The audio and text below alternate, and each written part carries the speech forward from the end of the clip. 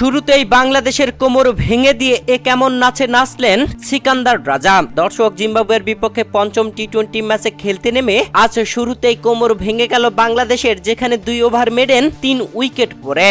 দর্শক, জিম্বাবুয়ের বিপক্ষে 5 ম্যাচের টি-20 সিরিজের শেষ ম্যাচে আজ মাঠে নেমেছে বাংলাদেশ। মিরপুর স্টেডিয়ামে এই ম্যাচে মাঠে নেমে টসে হেরে বাংলাদেশ আগে ব্যাটিং পায়, যেখানে বাংলাদেশ শুরুতেই সিকান্দার রাজার প্রথম ওভারে 9 রান তুলে নেয়। তবে পরের ওভারে মেডেন দিয়ে উইকেট পড়ে যায় একটি তানজিদ হাসান তামিম। এর পরের ওভারে আরো একটি উইকেট পড়ে, সেই ওভারটি ছিল মিডেন ওভার, যেখানে দ্বিতীয় ওভারে বল করেছিলেন ব্লেসিং মুজরাবানি।